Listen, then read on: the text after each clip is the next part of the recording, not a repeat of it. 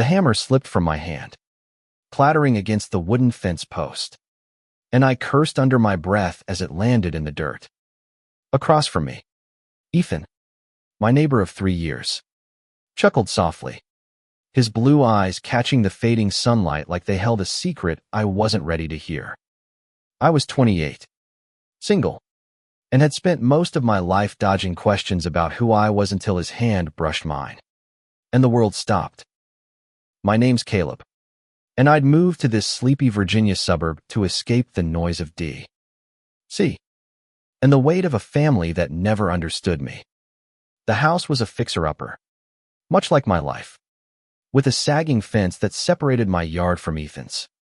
He was 32, a carpenter with hands that told stories of hard work and a smile that felt like it could fix anything. We'd been neighbors long enough to exchange small talk, weather, tools, the occasional beer, but nothing deeper. Not until that humid August evening when the fence finally gave up. And so did my ability to pretend I didn't notice him. Need a hand?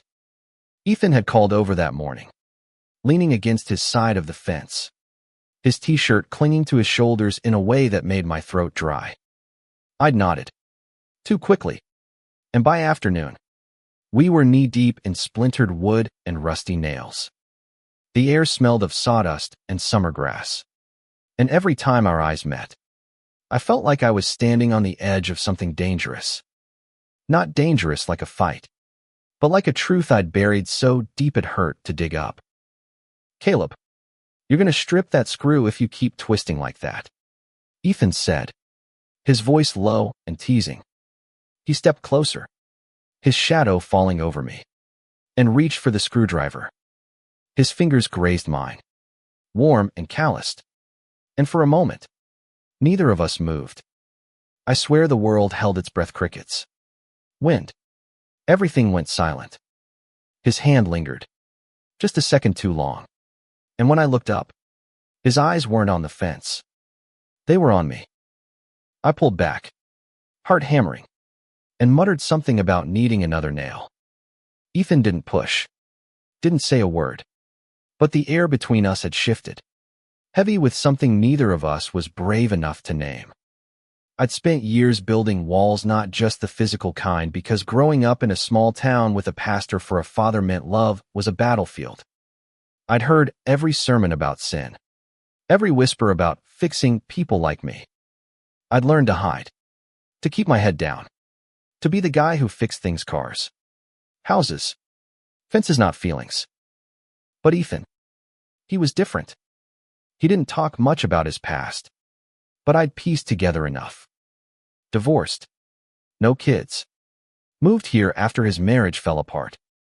He'd mentioned once, over a beer, that he'd lost himself for a while.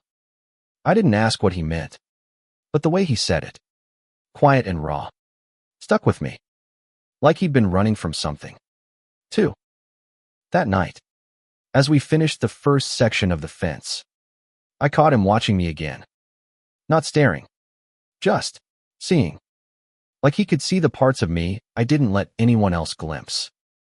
"You're good at this," he said, nodding at the fence. "Fixing things."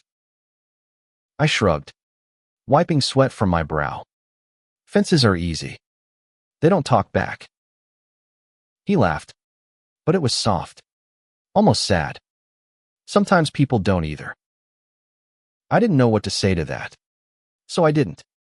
We worked until the stars came out, the silence between us louder than any words.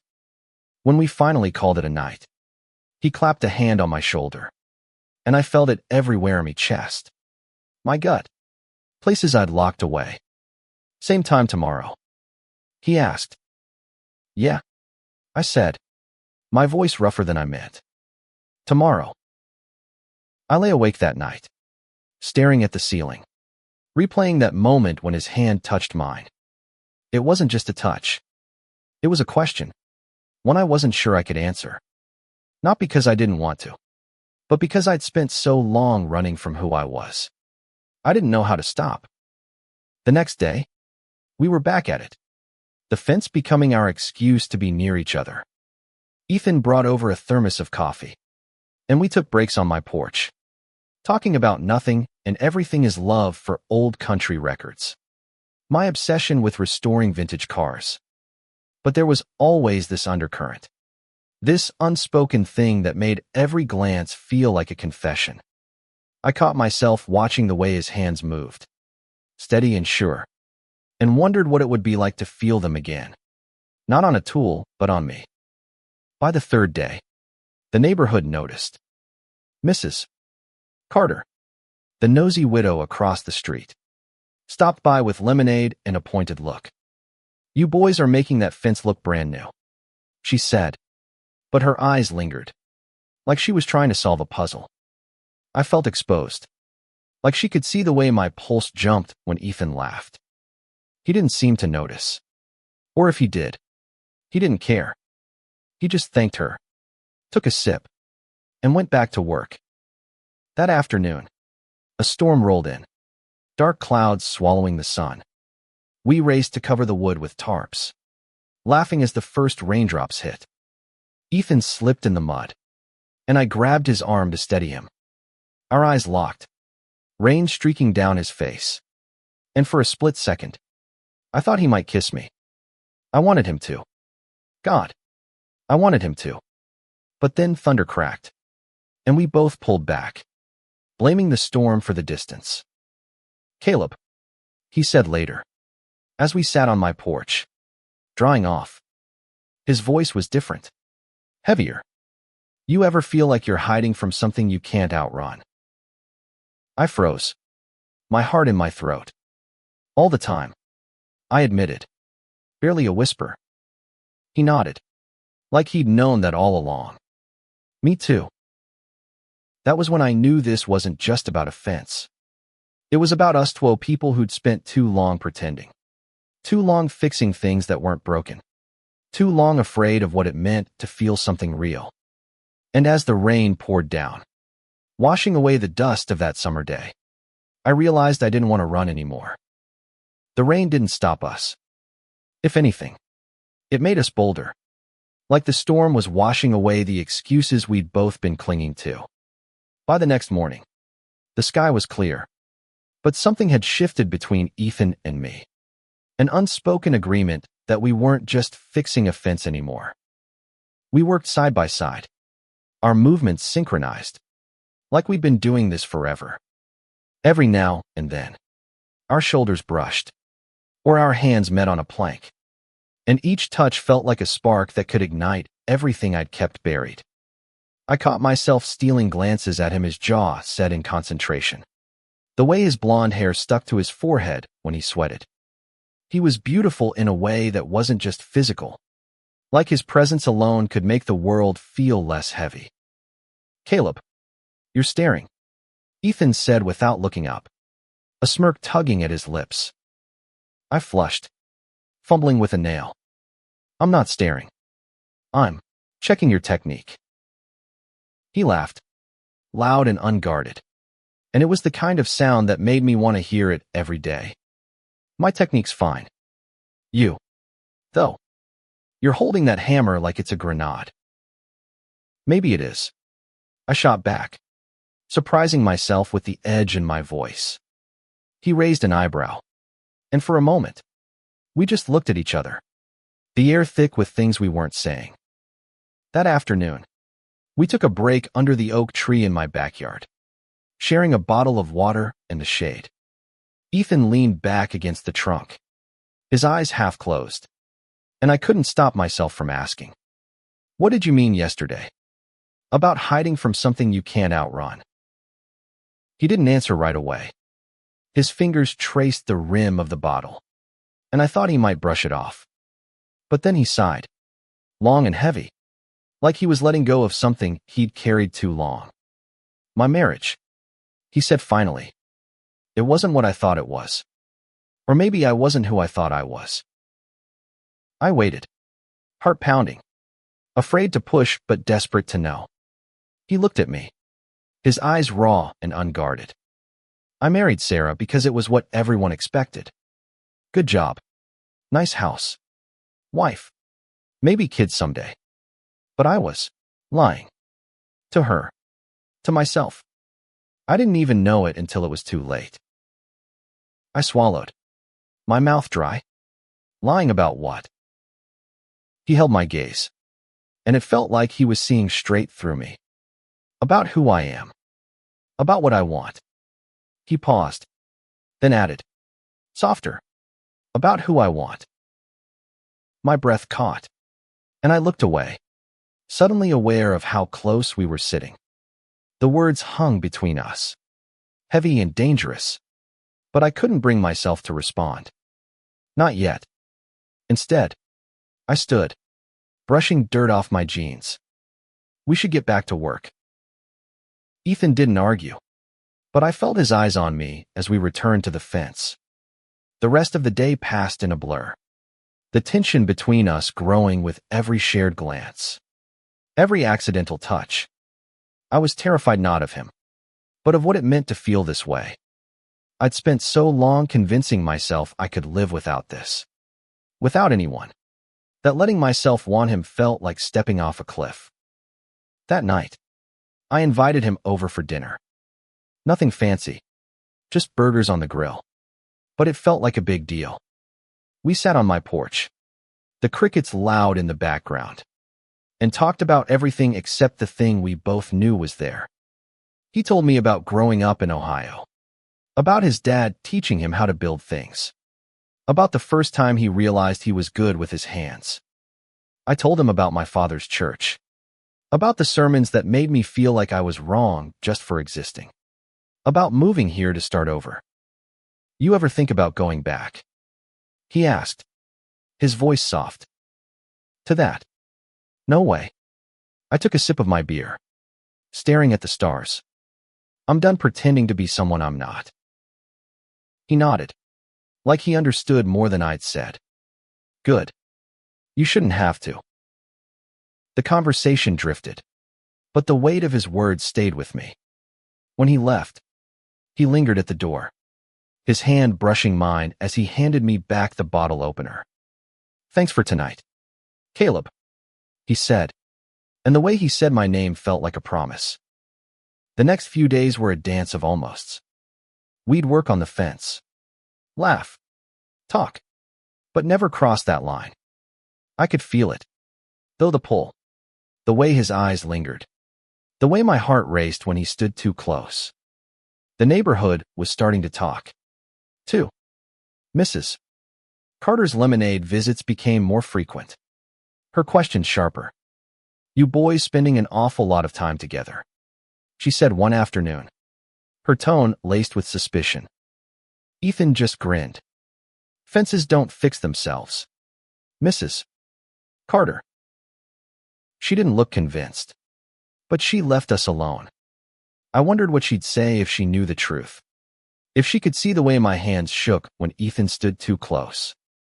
I wondered what I'd say if I let myself be honest. By the end of the week, the fence was nearly done, and I hated it.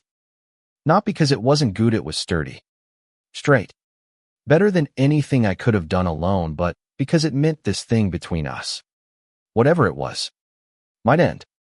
I didn't want to go back to just being neighbors, to waving over the fence and pretending I didn't feel what I felt. On Friday, as we hammered in the last few nails, Ethan turned to me, his face serious.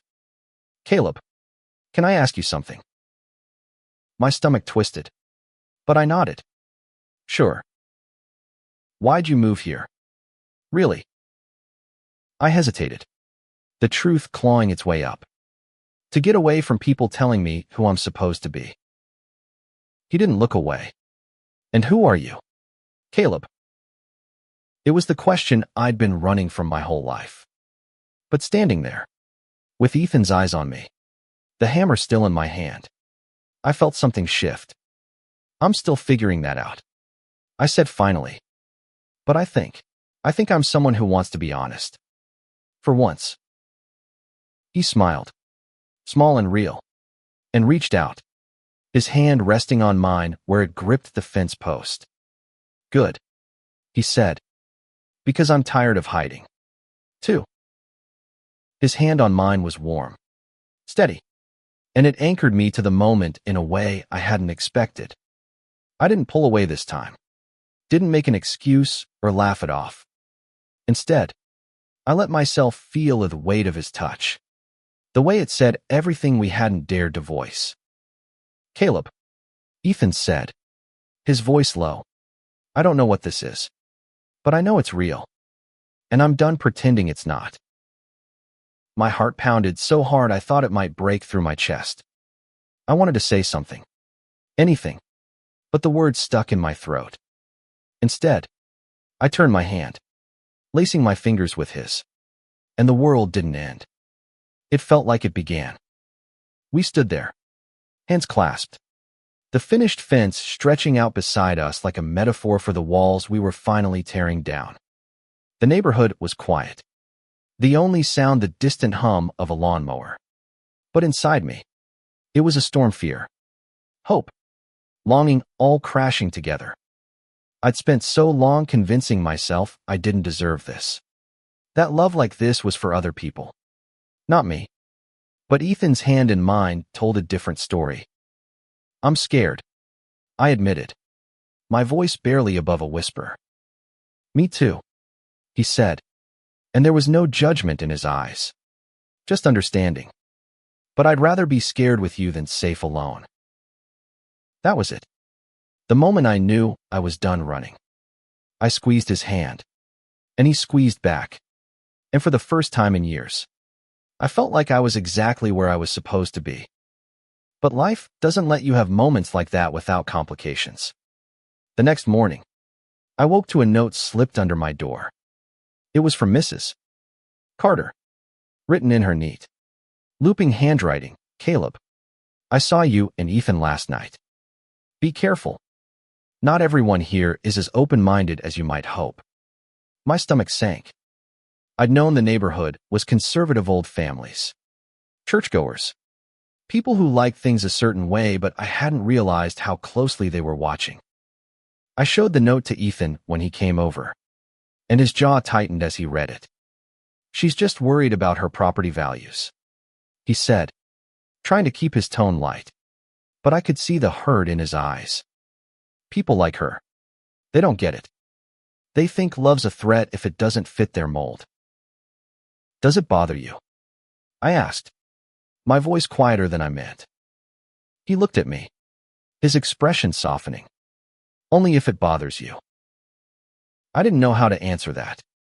Part of me wanted to say it didn't, that I was ready to face whatever came our way. But another part, the part that remembered my father's sermons and the whispers in my old hometown, wasn't so sure. I'd spent so long hiding. I wasn't sure I knew how to be seen.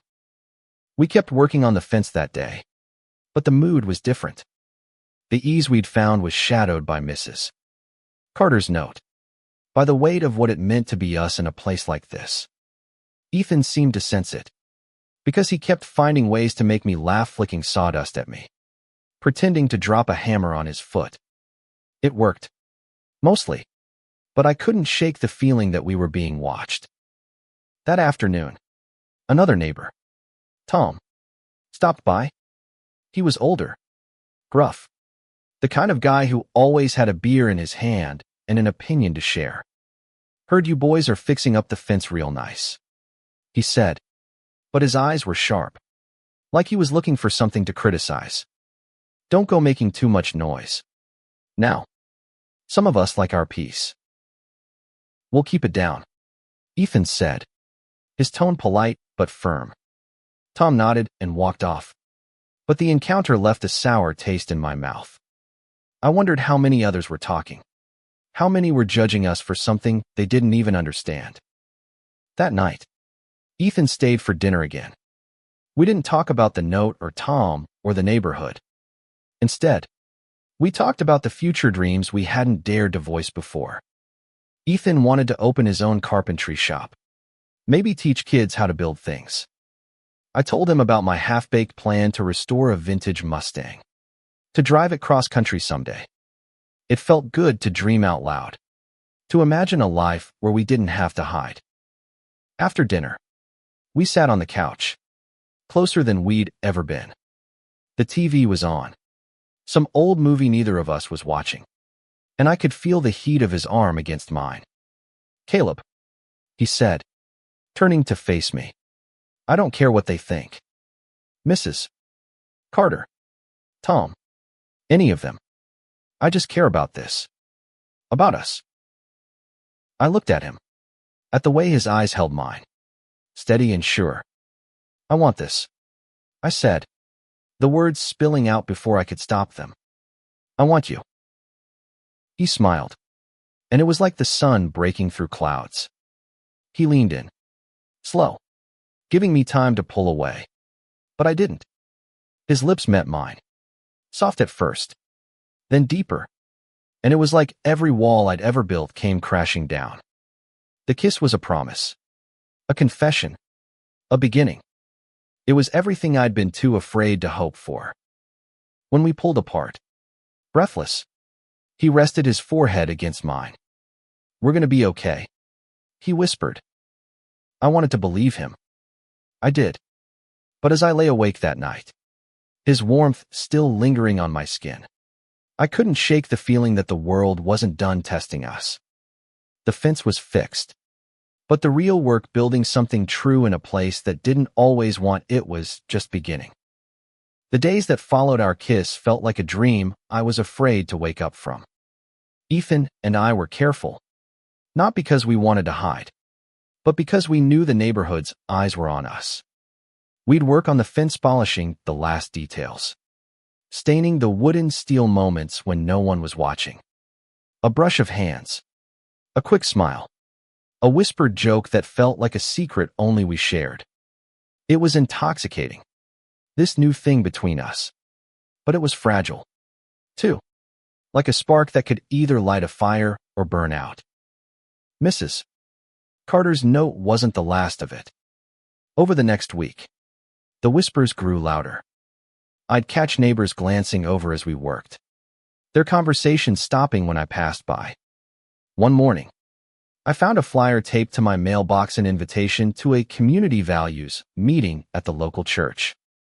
It didn't say anything outright, but the timing felt too pointed to be coincidence.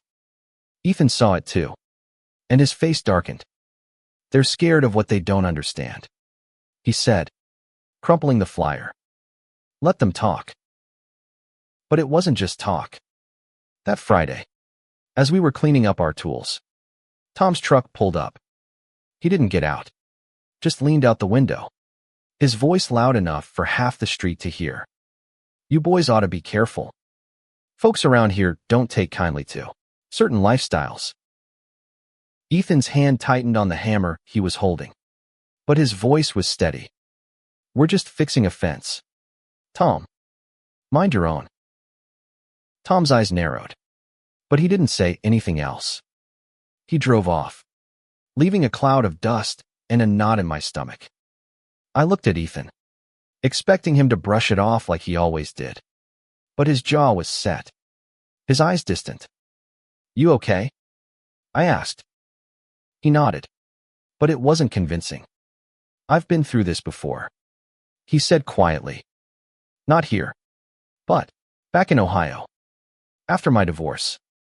People talk, Caleb. They judge. And sometimes, they do worse." I wanted to ask what he meant, but the look on his face stopped me. Instead, I reached for his hand, not caring who might see.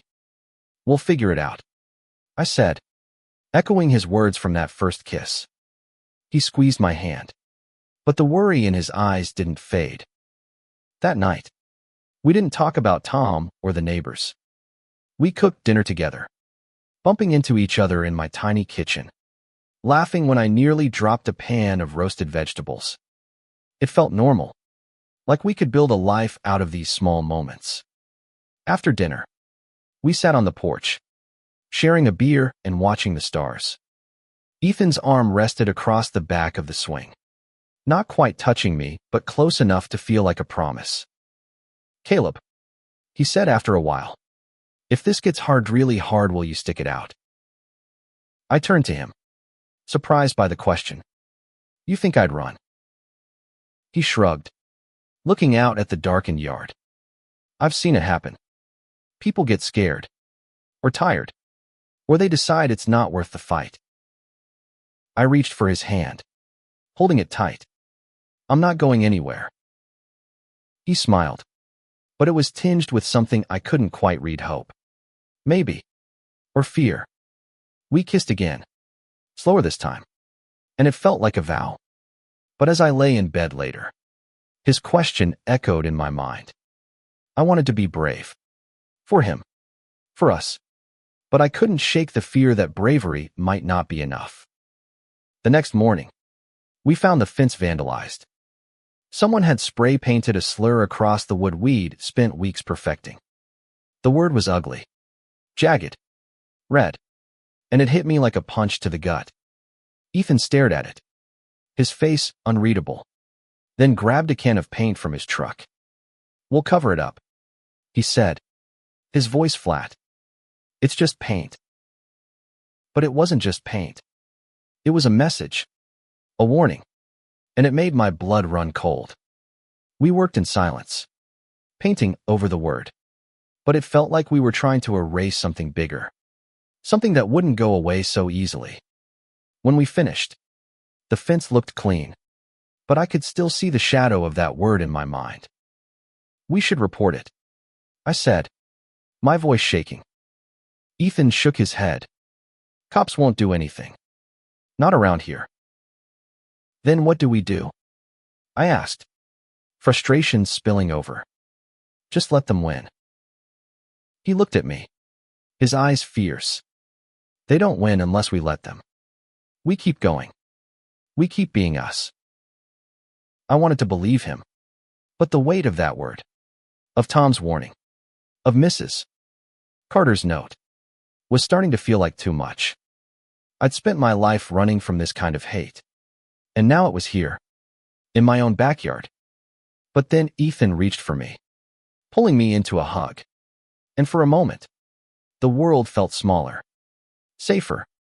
"We're stronger than this," he whispered. I nodded against his shoulder, but inside, I wasn't so sure. The fence was fixed, but the cracks in our world were starting to show, and I didn't know if we could patch them as easily. The vandalism shook us, but it didn't break us. If anything, it made Ethan and me cling tighter to what we were building, not just the fence, but the fragile, beautiful thing between us. We didn't talk about the slur, not directly, but it lingered in the way we moved closer, worked faster, like we could outrun the hate if we just kept going. The neighborhood, though, wasn't done with us. The community values meeting happened that Sunday, and while we didn't go, the fallout reached us anyway. Monday morning, I found another note in my mailbox. This one unsigned. "Think about what you're doing. This isn't the place for that." I didn't show it to Ethan. I crumpled it and threw it in the trash, but it felt like a weight in my pocket all day. Ethan noticed something was off. "You're quiet," he said as we sanded the last of the fence's rough edges. "What's going on?" I shrugged, avoiding his eyes. "Just tired." He didn't buy it, but he didn't push either. Instead, he handed me a brush and a can of stain, his fingers lingering on mine. "We're almost done," he said, his voice soft. "This fence is going to outlast both of us." I managed to smile, but my mind was racing. I'd spent so long hiding who I was, and now that I was finally being honest, the world seemed determined to push me back into the shadows. I wanted to be brave, to stand by Ethan's side and tell the neighborhood to go to hell. But fear was a powerful thing. It whispered memories of my father's voice, of the kids who'd taunted me in high school, of a life spent pretending to be someone I wasn't. That afternoon, we took a break in Ethan's backyard for a change. He'd set up a couple of chairs and a cooler of sodas, and we sat there, the sun warm on our faces. He told me about his first carpentry job, how he'd built a bookshelf for his mom when he was 16, how proud he'd been when she cried. I told him about the first car I'd fixed, A beat-up Chevy that barely ran but felt like freedom when I got it going. We laughed. And for a moment, it was just us, no notes. No vandalism. No judgmental neighbors. But then I saw Mrs. Carter watching from her window, her curtains twitching shut when she realized I'd spotted her. My stomach twisted. They're not going to stop, are they? I said, more to myself than to Ethan. He followed my gaze, his expression hardening. They'll get tired eventually. People like that always do. I wasn't so sure. That night, I invited Ethan over again, needing the comfort of his presence. We watched a baseball game, cheering for opposite teams, and it felt so normal, so right, that I almost forgot the world outside. Almost. When he kissed me goodnight, his hands framing my face, I wanted to believe we could keep this forever. But as he left, I saw Tom's truck parked across the street, its headlights cutting through the dark. He didn't move, just sat there, watching. The next day, things got worse. We were putting the final coat of stain on the fence when a group of kids, teenagers, probably from the high school down the road, rode by on their bikes. One of them shouted something ugly, the same word we'd painted over, and threw a soda can at the fence. It hit with a dull thud, splattering sticky liquid across the wood. Ethan started after them, his face red, but I grabbed his arm. Don't, I said. It's not worth it. He pulled away, his eyes blazing. It's worth it to me. They don't get to do this. Ethan, please. My voice cracked, and he stopped, looking at me like he was seeing me for the first time. I can't lose you over this. His expression softened, and he stepped closer, his hand finding mine. You're not going to lose me, he said, but we can't let them think they've won. I nodded, but inside, I was crumbling. I wanted to be as strong as he was, as sure, but the weight of it, all the notes, the vandalism, the stares was starting to feel like too much. I'd spent my life running from this kind of hate, and now it was here, in the place I'd thought was safe. That evening, Ethan suggested we take a break from the fence, from the neighborhood. Let's get out of here, he said, just for a night. There's a bar a couple towns over. No one knows us there. I hesitated, but the idea of escaping, even for a few hours, was too tempting to resist. We drove in his truck, the windows down, country music playing softly on the radio. The bar was small, dimly lit, and crowded with people who didn't care who we were. We played pool, laughed, stole kisses in the corner when no one was looking. For the first time in days, I felt free. But freedom doesn't last forever. When we got back, my front door was ajar. My heart sank as I pushed it open. Ethan right behind me. The living room was trashed, books torn, furniture overturned, and that same ugly word spray painted across the wall. Ethan's hand tightened on my shoulder, his voice shaking with anger. We're calling the cops. Now. I didn't argue this time. As we waited for the police, I looked at the wreckage of my home, my safe place, and felt something break inside me. This wasn't just about a fence anymore. This was about us, about who we were, and whether we could survive in a world that didn't want us to. The police came, took pictures, asked questions, but their faces told me everything I needed to know. They weren't going to find who did this. Not because they couldn't, but because they didn't care enough to try. Probably just kids, one of them said, scribbling in his notebook. You know how they get. Ethan's jaw clenched, but he stayed quiet, his hand on my back the only thing keeping me grounded. After they left, we stood in the wreckage of my living room, the spray-painted slur glaring at us from the wall. I felt hollow, like the life I'd been trying to build here had been ripped away. Ethan grabbed a bucket and a sponge. We'll clean it up, he said, his voice steady despite the anger in his eyes. They don't get to ruin this. We scrubbed the wall until our hands ached. The paint fading but not disappearing completely. It was like the word was burned into the house. Into me. Ethan didn't stop, though. He kept going. His movements deliberate, like he was fighting a war with every stroke. When we finally collapsed onto the couch, exhausted, he pulled me close, his arms strong around me. "I'm sorry," I whispered, my voice breaking. "This is my fault." "Don't you dare," he said fiercely. "This isn't on you. It's on them." But it didn't feel that way.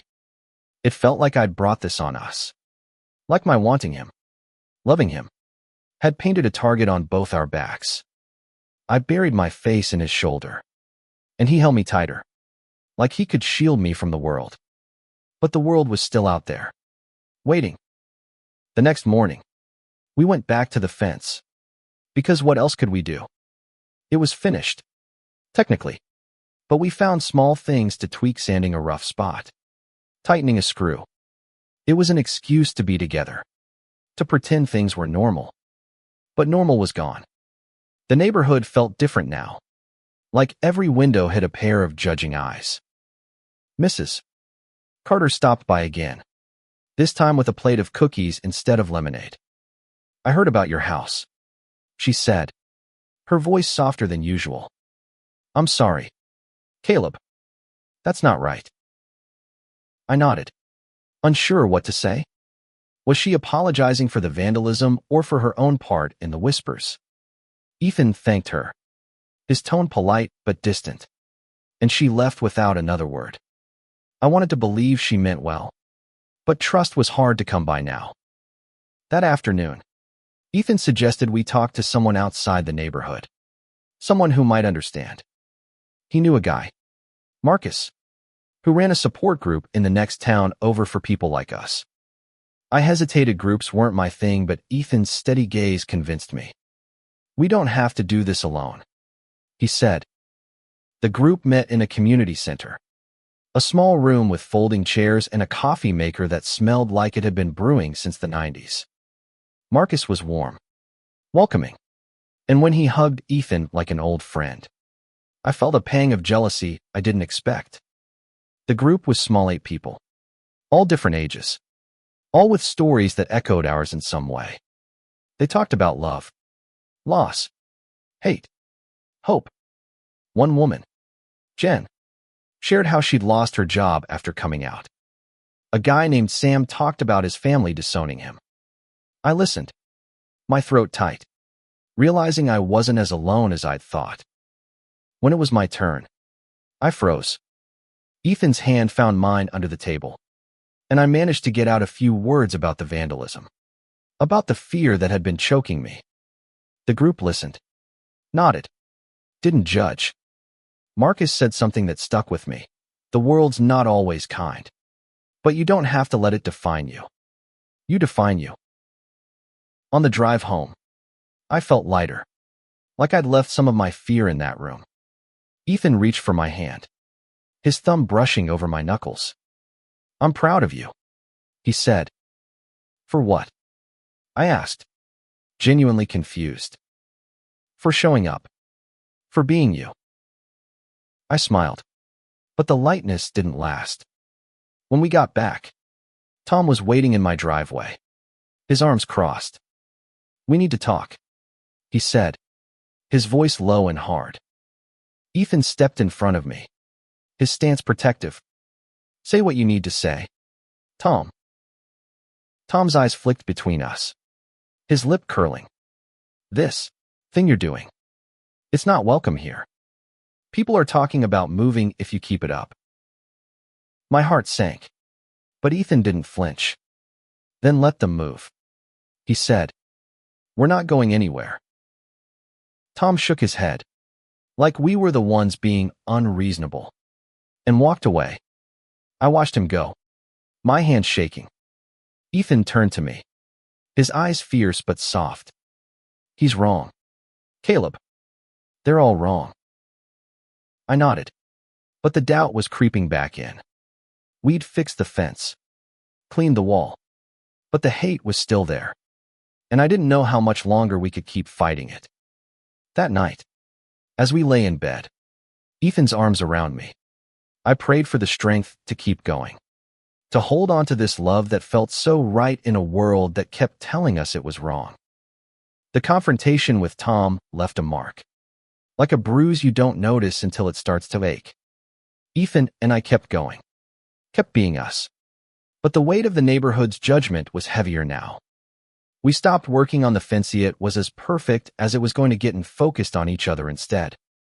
Stolen kisses in the backyard. Quiet dinners. Moments that felt like defiance in their simplicity. But the world wouldn't let us be. A week after Tom's visit, I got a call from my landlord. He was polite. Too polite. The kind of tone people use when they're about to say something you won't like. "Caleb, I've been getting complaints," he said, "about disturbances. I'm not saying I believe them, but you might want to keep a low profile." I didn't tell Ethan about the call. He was already carrying enough, and I didn't want to add to it. But it ate at me. The idea that our love was a disturbance, something to be hidden. I started noticing things more: the way neighbors crossed the street to avoid us, the way conversations stopped when we walked by. Even Mrs. Carter stopped bringing cookies, her apologies replaced by awkward silence. Ethan, though, was a rock. He'd catch my eye when I got quiet, pull me into a hug, make me laugh with some dumb joke about woodworking. "We're gonna be fine," he'd say, and I wanted to believe him. But the doubt was growing, a shadow I couldn't shake. One night, we went back to the bar in the next town over, needing to escape again. We danced this time, slow and close, not caring who saw. It felt like a rebellion, like we were claiming something the world wanted to take away. But when we got home, my car's tires were slashed, the word from the wall carved into the hood. Ethan's truck was untouched, and I knew why they wanted me gone. Not him. I was the outsider, the one who'd brought this trouble to their perfect little neighborhood. Ethan was furious, pacing the driveway, his hands clenched into fists. "We're not letting this go," he said. "We're reporting it, and we're fighting back." I nodded, but inside, I was breaking. The police came again, took more pictures, made more promises they wouldn't keep. As they drove away, I sank onto the porch steps, my head in my hands. Ethan sat beside me, his arm around my shoulders. "Caleb, talk to me," he said. "I don't know if I can do this," I admitted, my voice barely audible. I thought I was strong enough, but maybe I'm not. He turned me to face him, his hands gentle but firm on my shoulders. "You are strong. You're the strongest person I know, and I'm not letting you go through this alone." Tears stung my eyes, and I let them fall, let him see me break. He pulled me into his arms, and we sat there, the night pressing in around us. I wanted to believe we could win, that love could be enough. But the world felt so much bigger, so much crueler than us. The next day, we went back to Marcus's group. I hadn't planned to speak, but the words came anyway, spilling out like water from a cracked dam. I talked about the tires, the notes, the way it felt to be hated for something as simple as love. The group listened, shared their own stories, and for the first time, I felt like I wasn't fighting alone. Jen, the woman who'd lost her job, gave me her number, told me to call if I needed to talk. Sam offered to help us fix the car. It wasn't much, but it was something, a reminder that there were people out there who understood. When we got home, Ethan suggested we do something bold. "Let's throw a party," he said, his eyes bright with defiance. "Invite the group, maybe a few others. Show them we're not hiding." I laughed.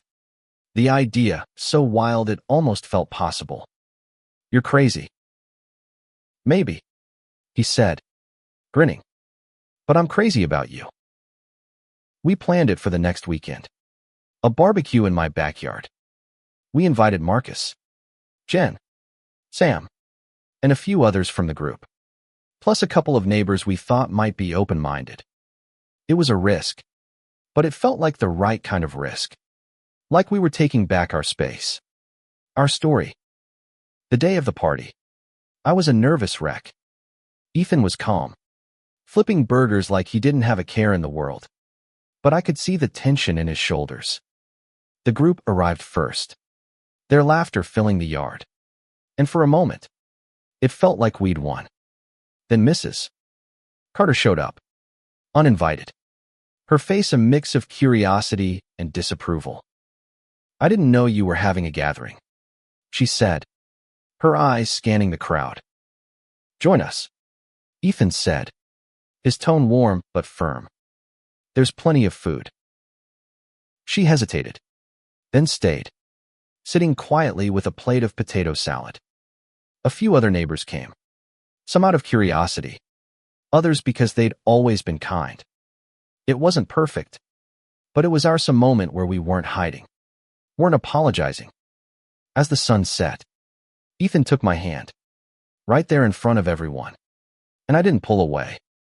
The party was a turning point, not because it changed the neighborhood, but because it changed us. Holding Ethan's hand in front of everyone, feeling the weight of their stares and choosing not to care, made me feel stronger than I ever had. Mrs. Carter didn't say much, but she stayed until the end. And when she left, she gave me a small nod, like maybe she was starting to see us as people, not problems. But the fight wasn't over.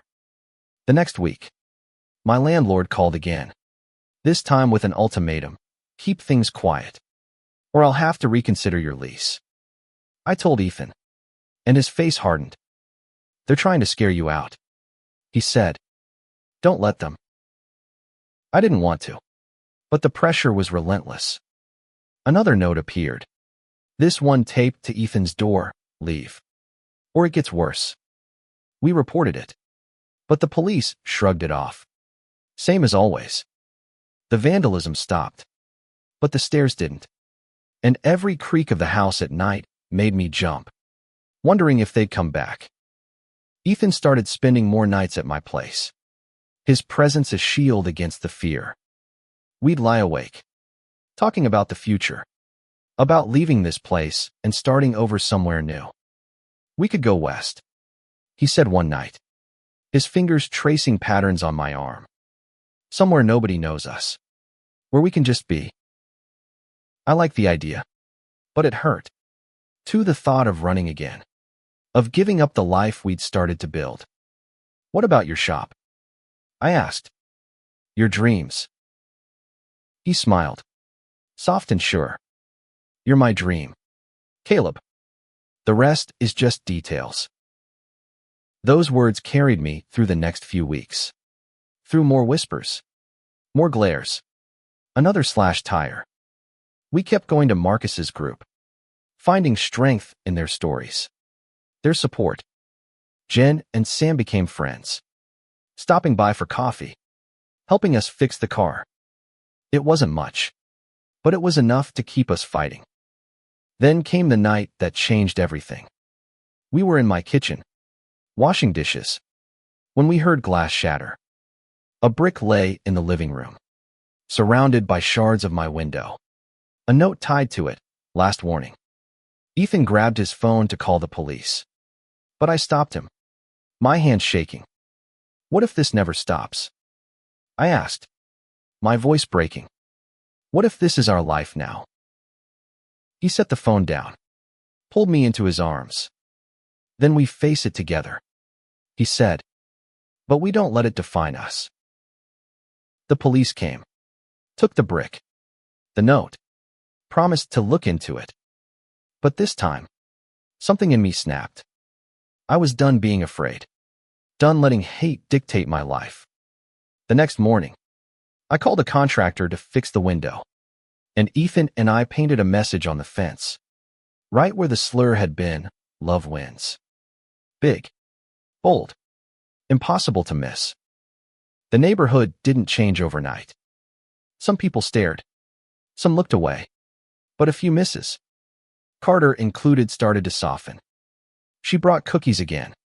And this time, she stayed to talk, asking about Ethan's carpentry, my car restoration. It wasn't acceptance. Not yet. But it was a start. We decided to stay. Not because it was easy, but because it was ours. We'd built something here, not just a fence, but a life. A love that was stronger than the hate thrown at us. We kept going to the support group, kept building our community, kept loving each other fiercely, unapologetically. One evening, months later, we sat on the porch, the fence gleaming in the sunset. Ethan took my hand, his thumb brushing over my knuckles, and I felt it again, that spark, that promise, that truth we'd found when we stopped running. We did it, he said, his voice soft but sure. We made it through. I leaned into him, my heart full. Yeah, I said, and we're just getting started. The world wasn't perfect, and neither were we. But as I looked at the fence, at the man beside me, I knew we'd built something that could withstand anything. Love wasn't just a feeling, it was a choice. A fight. A victory. And we'd won. Not because the hate stopped, but because we chose each other. Every single day.